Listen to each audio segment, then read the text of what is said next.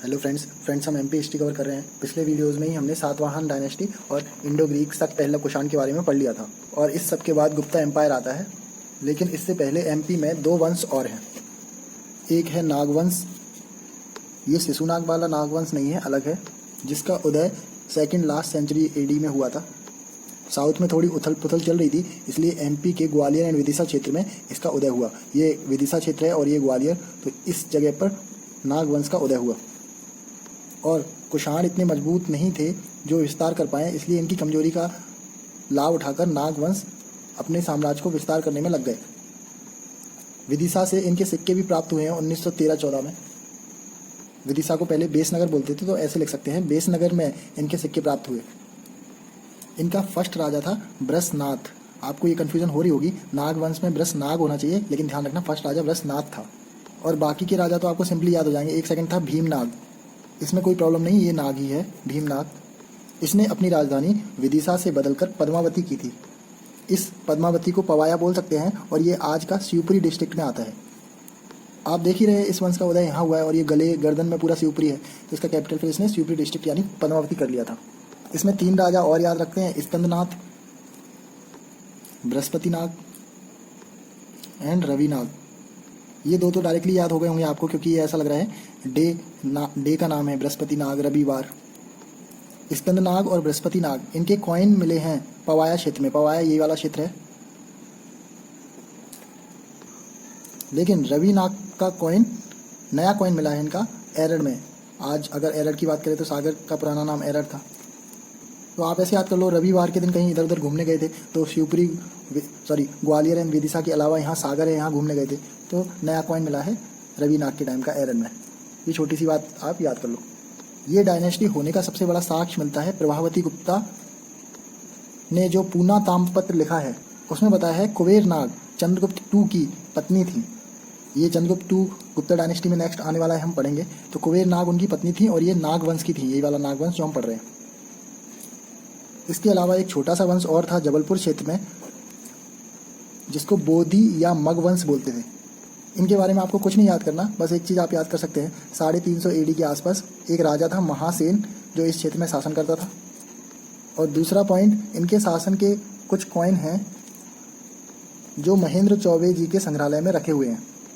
लेकिन इतनी बात तो आपको याद रखनी पड़ेगी, बोधी या मगवंश जबलपुर क्षेत्र में था या त्रिपुरी क्षेत्र बोल सकते हैं, और जो नागवंश था वो ग्वालियर विदिशा क्षेत्र में है। तो फ्रेंड्स, इतना पढ़ने के बाद हम गुप्ता डायनेस्टी, गुप्ता एम्पायर को बड़ी इजीली शुरू कर सकते हैं। गुप्ता डायनेस्टी के जो राजा हुए हैं उनको याद करने के लिए सबसे पहले समुद्रगुप्त लिख लो, उसके ऊपर चंद्रगुप्त I और उसके नीचे चंद्रगुप्त II। किसी का नाम लेने से पहले श्री लगाते हैं, तो सबसे पहला है श्रीगुप्त और सेकंड नंबर पर है घटोत्कच, और इसके बाद आया कुमारगुप्त और लास्ट इफेक्टिव स्कंदगुप्त। और इसके बाद भी बहुत सारे शासक हुए, लेकिन लास्ट में नरसिंहगुप्त था। यहाँ एक चीज़ आपको याद रखनी पड़ेगी, जो समुद्रगुप्त के ऊपर चंद्रगुप्त I है और समुद्रगुप्त के नीचे चंद्रगुप्त II है, लेकिन समुद्रगुप्त के नीचे कुछ लोग मानते हैं, और अगर कोई MP से है तो मानना ही पड़ेगा, एक शासक और था रामगुप्त, जो ये चंद्रगुप्त II है इसका भाई था। बस ऐसे हम इनका ऑर्डर याद रखते हैं। आपको एक कन्फ्यूजन और आ सकती है, कुमारगुप्त पहले आएगा या स्कंदगुप्त, तो आपको ऐसे याद रखना है, स्कंद इसके नाम में आ रहा है कांड। इनके टाइम पर कोई कांड हुआ था जिससे गुप्त साम्राज्य की नींव हिल गई थी। वो कांड क्या था? हुड़ों का अटैक। उससे आपको याद आएगा, हुड़ों के अटैक के बाद गुप्ता साम्राज्य की नींव हिल गई थी और फिर वीक रूलर्स आने लगे थे, तो लास्ट स्कंदगुप्त होगा।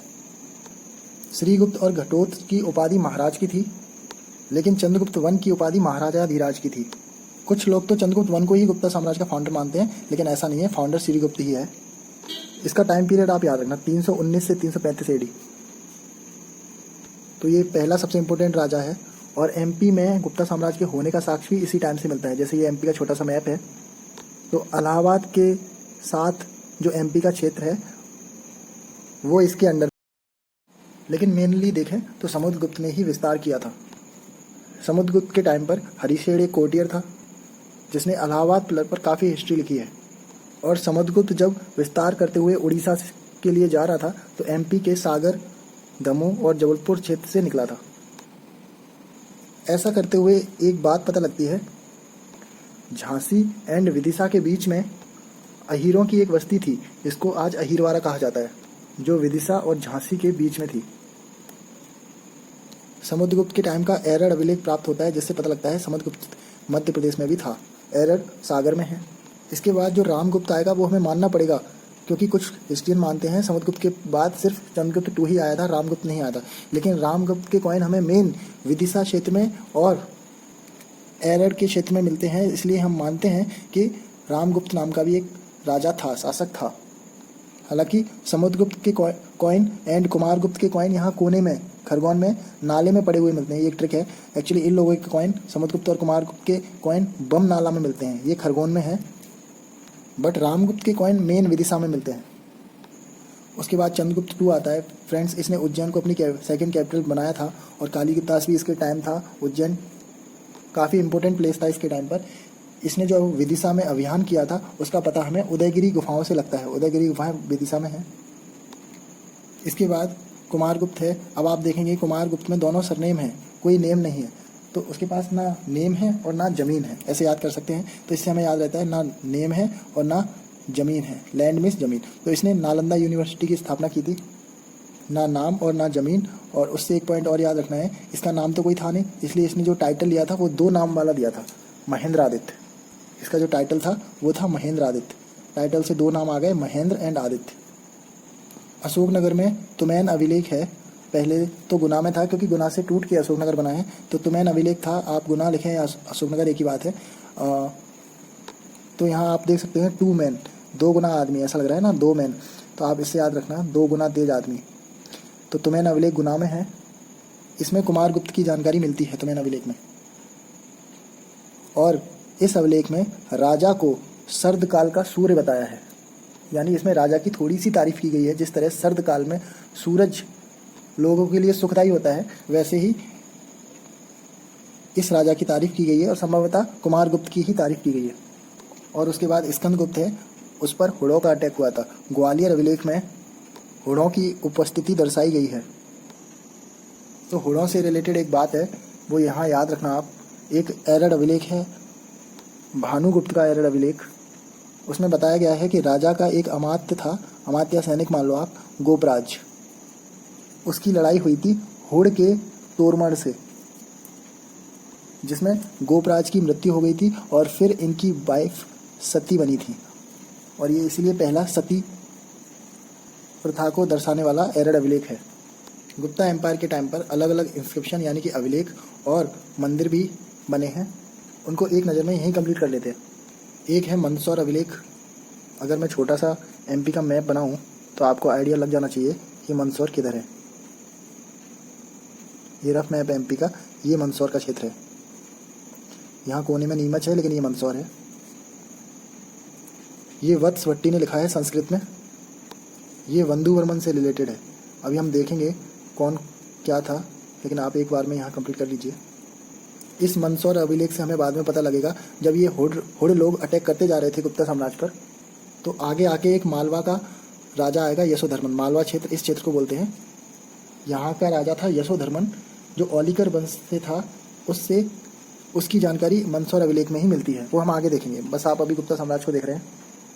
एक एरर अभिलेख है जिसमें हुड़ अटैक की जानकारी तो मिलती है, साथ में मैंने आपको बताया समुद्रगुप्त की भी जानकारी मिलती है।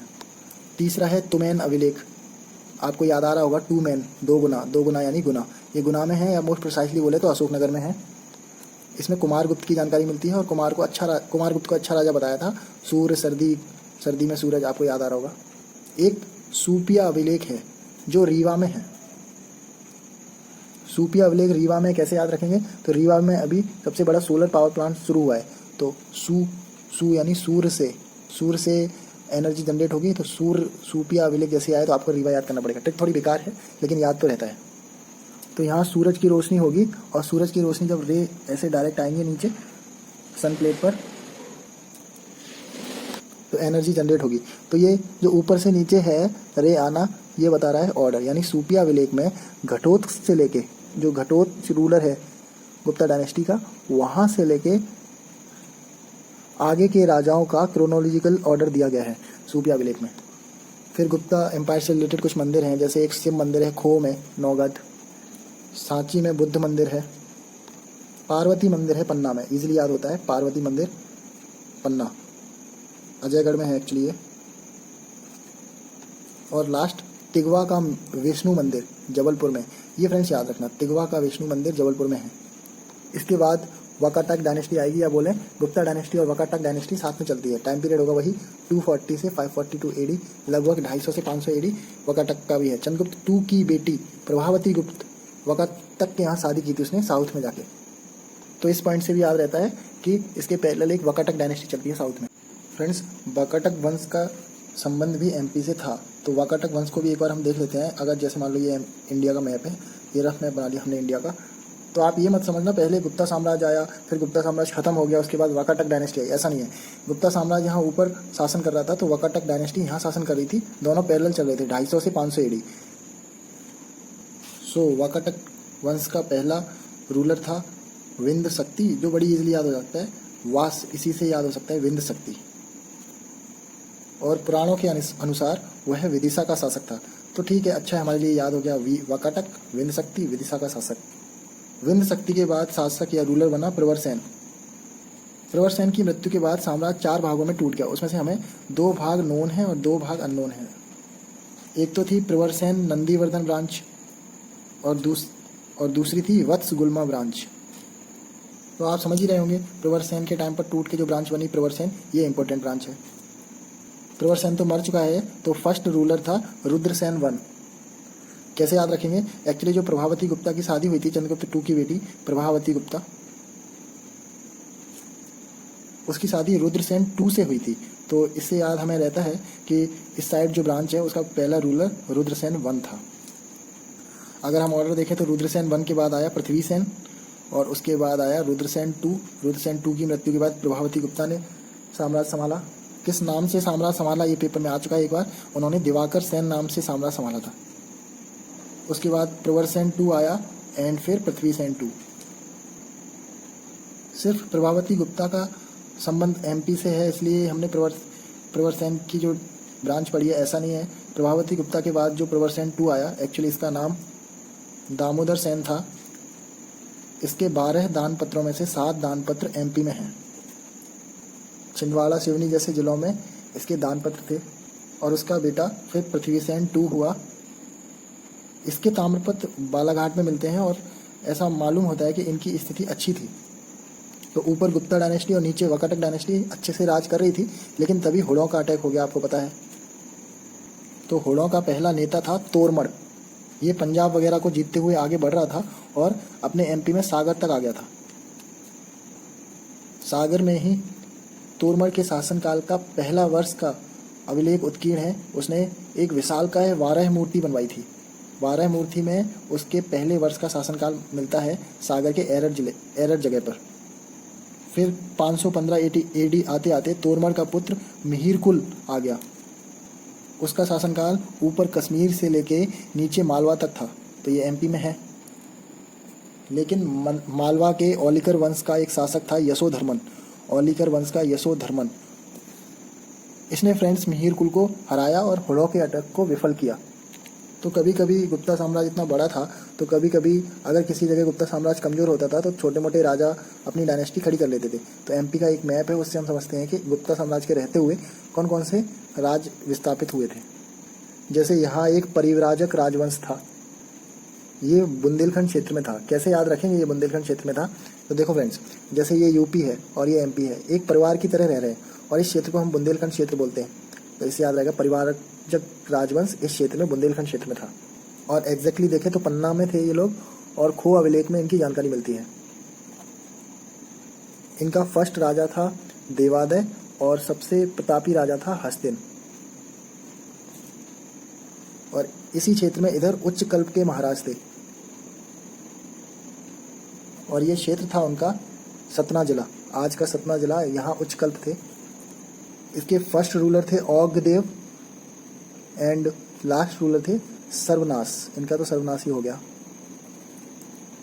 एक यहाँ गुजरात से फैला था बल्वी का मैत्रक वंश, तो यहाँ एमपी के इस क्षेत्र में फैला था बल्वी का मैत्रक वंश।